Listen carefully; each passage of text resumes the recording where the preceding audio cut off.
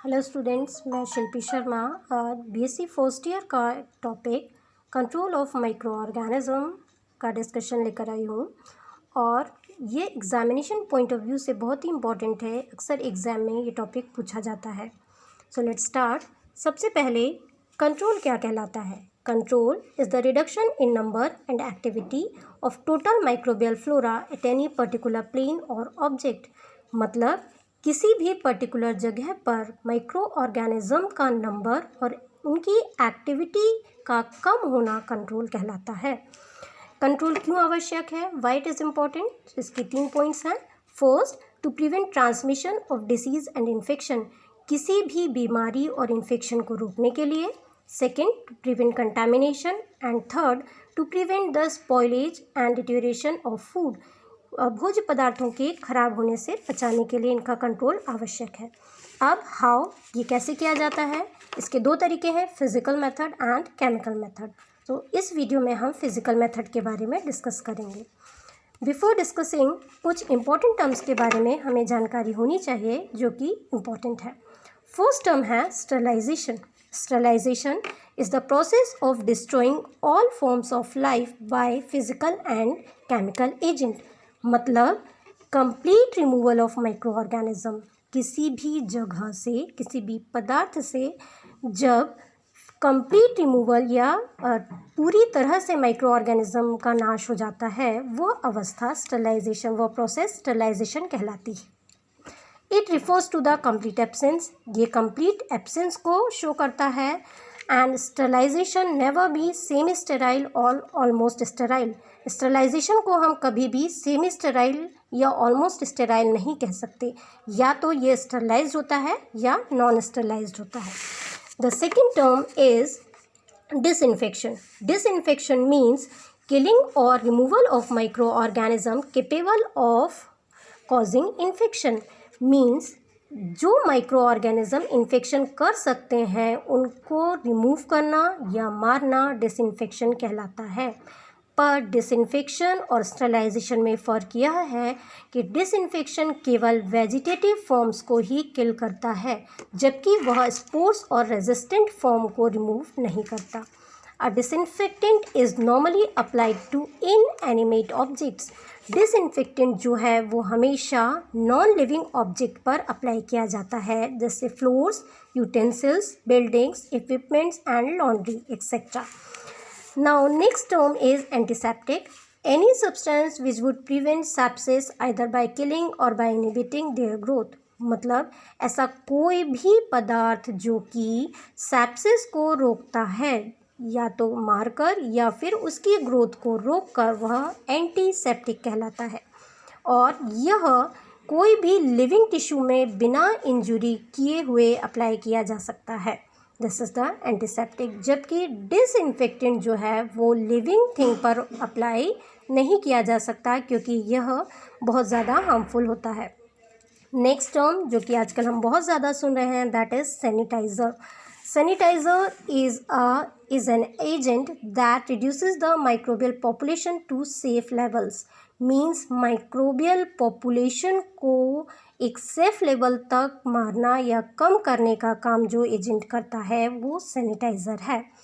ये generally commonly inanimate objects पर apply किए जाते हैं, जैसे हम आजकल न्यूज़ में देख रहे हैं। पर hand sanitizers are also available, तो हम इनको स्किन पर भी अप्लाई कर सकते हैं।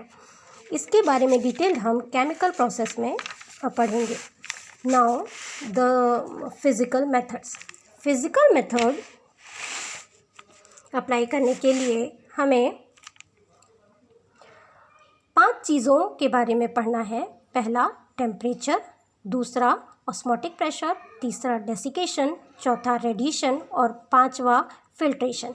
इन 5 चीज़ें जो हैं फिज़िकल मेथड को कंप्लीट करती हैं। पहले हम डील करते हैं temperature, which is the most important factor.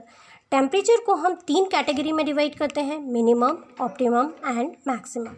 Minimum temperature वह टेम्परेचर जिससे कम होने पर माइक्रो ऑर्गेनिज्म सर्वाइव नहीं करेंगे।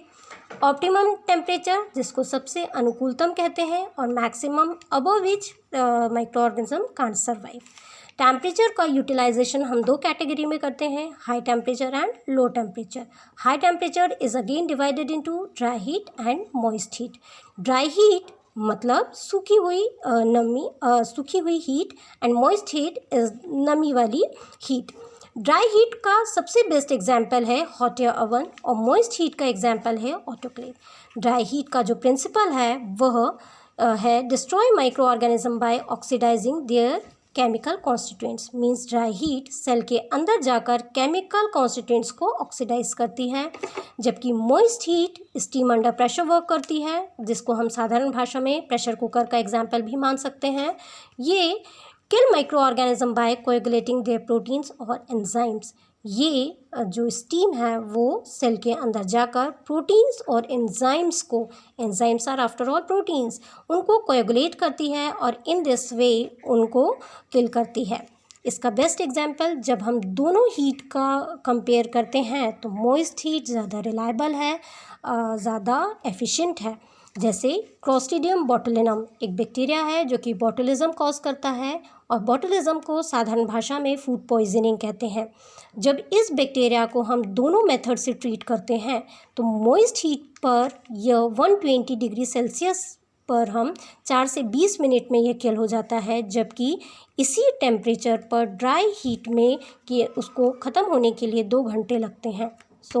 इस एग्जाम्पल से हमें समझ में आता है कि मॉइस्ट हीट कितनी ज़्यादा एफिशिएंट है, क्योंकि यह स्टीम अंडर प्रेशर है, स्टीम है और हाई प्रेशर पर यह काम करती है। नेक्स्ट इज़ इसका एक और मॉडिफिकेशन है टेम्परेचर का, that is fractional sterilization. Fractional means fraction में जब हम स्टरलाइजेशन की प्रोसेस करते हैं वो कहलाता है फ्रैक्शनल स्टरलाइजेशन। इसको हम टिंडलाइजेशन भी बोलते हैं। इसमें heating of material at 100 degree Celsius on 3 successive days. इसमें हम किसी भी मटेरियल को 3 लगातार दिनों के लिए 100 डिग्री सेल्सियस पर हीट करते हैं। पहले दिन हीट करते हैं तो उसके वेजिटेटिव फॉर्म्स किल होते हैं, फिर अगले दिन तक स्पोर्स वेजिटेटिव में कन्वर्ट हो जाते हैं, फिर वो किल होते हैं, और अगले दिन जो भी वेजिटेटिव फॉर्म स्पोर्स जो भी रिमेनिंग पोर्शन है वो किल आउट हो जाता है। तो इस तरीके से 3 लगातार दिनों के लिए हम इस टेक्निक का इस्तेमाल करते हैं। इसकी खासियत यह है कि ये उन चीज़ों पर इस्तेमाल की जा सकती है जो कि अबव 100 डिग्री के टेम्परेचर को सहन नहीं कर सकते। The next modification of heat is pasteurization. Pasteurization में मिल्क, क्रीम और अल्कोहलिक बीवरेजेस लाइक बियर और वाइन को पास्चराइज किया जाता है। पास्चराइजेशन या pasteurize material is not at all sterilize material. केवल यह पास्चराइज होता है, इसको एक फिक्स्ड टेम्परेचर के पर एक फिक्स टाइम के लिए रखा जाता है। जैसे दूध जब पास्चराइज होता है तो लगभग 60 डिग्री सेल्सियस पर उसको 30 मिनट के लिए रखते हैं और सडनली उसको कूल डाउन किया जाता है। इस फिनोमिना को हाई टेम्परेचर शॉर्ट टाइम भी कहते हैं। हाई टेम्परेचर पर उसको हाई टेम्परेचर पर रखा और इमीडिएटली उसको जब हम रेफ्रिजरेट कर देते हैं, this is called high temperature short time phenomena, जिससे कि वो ऑप्टिमम टेम्परेचर अचीव नहीं कर पाता और स्पोर्स वेजिटेटिव फॉर्म में कन्वर्ट नहीं हो पाती और चीज़ें सुरक्षित रहती हैं। The next is dry heat, जैसे हमने पढ़ा हॉट एयर ओवन, इसका एग्जाम्पल है ग्लासवेयर्स इसमें स्टरलाइज किए जा सकते हैं। टाइम जो जनरली यूज़ होता है दैट इज़ 2 आवर्स और टेम्परेचर जो साधारणतः इस्तेमाल किया जाता है वो 160 डिग्री सेल्सियस पर। इस टेम्परेचर पर इस टाइम के लिए चीज़ों को जब हम रखते हैं तभी हमें स्टरलाइजेशन अचीव होता है। The next modification is incineration. Incineration means simply burning. Incineration जो टेक्निक है वो जनरली हॉस्पिटल्स में यूज़ की जाती है। बायोलॉजिकल वेस्ट मटेरियल को स्टरलाइज करने या उसके रिमूवल के लिए यूज़ होते हैं, जैसे बायोलॉजिकल ग्लव्स, मास्क, ड्रेसेस और ब्लड क्लॉथ्स, कॉटन्स एक्सेट्रा जो भी चीज़ें हैं बायोलॉजिकल वेस्ट जिनको हम बोलते हैं, उनको एक कैबिन में बंद करके हाई टेम्परेचर पर बर्न करते हैं और जब तक कि उसकी ऐश ना बन जाए तब तक उसको बर्न करते हैं। पर इसका सबसे लिमिटेशन इसका यह है, डिसएडवांटेज यह है कि अगर इसमें ड्रॉपलेट्स निकल जाते हैं जो कि स्पोर्स कंटेनिंग अगर हो तो वो हमारे वातावरण को बहुत ज़्यादा नुकसान पहुंचाते हैं। इसके बाद हम आते हैं लो टेम्परेचर पर। लो टेम्परेचर मतलब ऑप्टिमम टेम्परेचर से कम टेम्परेचर जब माइक्रो ऑर्गेनिज्म को दिया जाता है तब उनकी मेटाबॉलिक एक्टिविटी रुक जाती है और वो रिप्रोड्यूस नहीं कर पाते। पर इसका मतलब ये बिल्कुल नहीं है कि लो टेम्परेचर किलिंग इफ़ेक्ट रखता है। वो माइक्रो ऑर्गेनिज्म को किल नहीं करता बल्कि उनकी ग्रोथ और मेटाबॉलिक एक्टिविटी को रोक देता है, जिसको हम साधारणतः अपने घरों में यूज़ करते हैं, जैसे रेफ्रिजरेटर। इसका यूज़ प्रिजर्वेशन ऑफ कल्चर के लिए भी किया जाता है। 4 to 7 degree Celsius general temperature हम रखते हैं। डीप फ्रीज़र का टेम्परेचर -20 to -70 डिग्री सेल्सियस हो सकता है, जिसमें हम कल्चर को लॉन्ग टर्म प्रिजर्वेशन देते हैं। और सबसे इम्पॉर्टेंट चीज़ जो हम जानना हमारे लिए ज़रूरी है कि वायरस के प्रिजर्वेशन के लिए -196 डिग्री सेल्सियस टेम्परेचर रिक्वायर्ड होता है। The next thing is desiccation. Desiccation को अगर हम सिंपली कहें तो यह प्रोसेस है जिसमें किसी भी माइक्रो ऑर्गेनिज्म की सेल को कम्प्लीटली ड्राई किया जाता है। पूरी तरह जब हम उसका निर्जलीकरण कर देते हैं तो उसको कहते हैं डेसिकेशन। इसको मॉडिफिकेशन है लायोफिलाइजेशन जो हम सुनते हैं। लायोफिलाइजेशन में किसी भी सेल को माइक्रो ऑर्गेनिज्म जिनको हमें लंबे समय तक प्रिजर्व करना है उन सेल्स को एक्सट्रीमली डिहाइड्रेट किया जाता है in the frozen state. Frozen state में उसको कम्प्लीटली उसकी सेल का वाटर रिमूव करते हैं और उसको वैक्यूम में सील करके रख देते हैं, जिससे कल्चर कई सालों तक वायबल रहता है। वायबल मीन्स जब उसको नॉर्मल टेम्परेचर और फेवरेबल कंडीशन मिलेगी तो वो फिर से सर्वाइव करने योग्य होता है। The next physical factor is osmotic pressure. हम सभी जानते हैं ऑस्मोसिस में सेमी परमेबल मेम्ब्रेन के आर पार जब सॉल्वेंट का मूवमेंट होता है तो वो ऑस्मोसिस कहलाती है। और इसका हम उपयोग करते हैं by 2 methods, that is plasmolysis and plasmoptysis. Plasmolysis मतलब जब किसी माइक्रोबियल सेल को हायर कॉन्सेंट्रेटेड सॉल्यूशन में रखा जाता है तब सेल के अंदर का पानी जो है वो बाहर आता है, उस कंडीशन को प्लाज्मोलाइसिस कहते हैं। जबकि इसकी रिवर्सिबल प्रोसेस प्लाज्मोटाइसिस है। इस प्रोसेस में बाहर का पानी अंदर जब सेल के आता है उसको प्लाज्मोटाइसिस बोलते हैं। जब वाटर इनटेक बाहर की कंडीशन से अंदर आता है through a semi permeable membrane और cell membrane of the microbial cell, उस समय जो प्रेशर जनरेट होता है that is called osmotic pressure. इस प्रोसेस का या प्लाज्मोलाइसिस का यूज़ हम साधारणतः अपने घरों में करते हैं जब हम नमक या शक्कर अचार में, जैम में, इन सब चीज़ों में डालते हैं तो ये इस तरीके से एज अ प्रिजर्वेटिव काम करते हैं और माइक्रो ऑर्गेनिज्म को किल करते हैं। The next physical factor is radiation. Radiation is energy transmitted through space in a variety of forms is radiation. Radiation generally जो हम रीड आउट करते हैं जो हमारे यूज़ होती हैं दैट इज़ इलेक्ट्रोमैग्नेटिक रेडिएशन, और इनको हम 2 हेडिंग्स में स्टडी करते हैं that is ionizing and non ionizing radiation. Radiation जो गामा और एक्सरेज होती हैं वो आयोनाइजिंग रेडिएशन होती हैं। आयोनाइजिंग मीन्स ये सेल के अंदर, न्यूक्लियस के अंदर जाकर इलेक्ट्रॉन को नॉकआउट करने की कैपेबिलिटी रखती हैं और इस तरीके से ये जब अंदर सेल के न्यूक्लियस के अंदर जाकर इलेक्ट्रॉन को नॉकआउट करती हैं तो सेल्स डिस्ट्रॉय हो जाती है। और सबसे इम्पॉर्टेंट चीज़ ये है कि इन रेडिएशंस द्वारा जब सेल को डिस्ट्रॉय किया जाता है तो ये बहुत कम मात्रा में हीट एमिट करती हैं, हीट निकालती हैं, उसको हम कोल्ड स्टरलाइजेशन कहते हैं। The next thing is UV light. हम सभी जानते हैं यूवी लाइट जो है नॉन आयोनाइजिंग रेडिएशन है और ये किसी भी न्यूक्लिक एसिड, किसी भी सेल के न्यूक्लिक एसिड डीएनए या आरएनए के द्वारा एब्जॉर्ब होती है और पिरिमिडीन डाइमर का फॉर्मेशन करती है। डीएनए या आरएनए प्यूरिन और पिरिमिडीन नाइट्रोजनस बेस से मिलकर बने होते हैं और ये बेसिकली पिरिमिडीन का डाइमर 2 को कंबाइन करके डाइमर फॉर्म करती है, जिससे कि डीएनए रेप्लिकेशन रुक जाता है और इस तरीके से सेल की ग्रोथ रुक जाती है। ये मैकेनिज्म ऑफ एक्शन है यूवी लाइट का।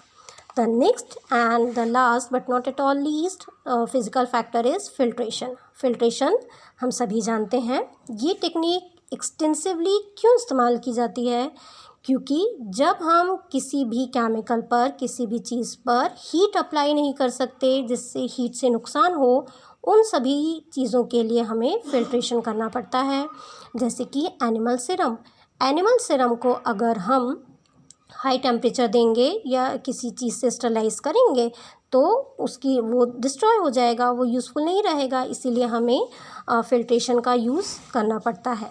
जो फ़िल्टर्स अवेलेबल हैं बैक्टीरियोलॉजिकल, वो हैं porcelain filters, diatomaceous filter, fritted glass filter, asbestos filter and ultra filters. ये इनके नाम हैं, एग्जाम्पल्स हैं। जो रिसेंटली मेम्ब्रेन फ़िल्टर्स अवेलेबल हैं उनको हम मेम्ब्रेन या मॉलिक्यूलर फ़िल्टर्स कहते हैं। उनके पोर के साइज़ जो हैं वो यूनिफॉर्म होते हैं। ये बायोलॉजिकल इनर्ट सेलुलोज ईस्टर्स से बने होते हैं। बायोलॉजिकल इनर्ट होना बहुत ज़रूरी है क्योंकि किसी भी चीज़ से ये रिएक्शन ना करें। इनका पोर साइज़ 150 माइक्रोमीटर थिकनेस इनकी होती है लगभग। अदर जो होते हैं और भी महीन होते हैं, जैसे 0.01 to 10 माइक्रो पोर साइज़ इनका होता है। ये कल्चर टेक्निक्स में जनरली इस्तेमाल किए जाते हैं बैक्टीरियोलॉजिकल फ़िल्टर्स। इनका दूसरा इस्तेमाल जो सभी हम जानते हैं और इम्पॉर्टेंट है, that is to prevent contamination. Contamination को रोकने के लिए एक फ़िल्टर यूज़ किया जाता है जिसको हम हीपा फ़िल्टर बोलते हैं। HEPA filter means high efficiency particulate air filter। High efficiency particulate air filter जो है वो क्लीन एयर को डिलीवर करता है और लैमिनार एयर फ्लो नामक इंस्ट्रूमेंट में यूज़ होता है। हम सभी ने इसका इस्तेमाल किया भी है और हम जानते हैं ये dust and bacteria free air produce करता है।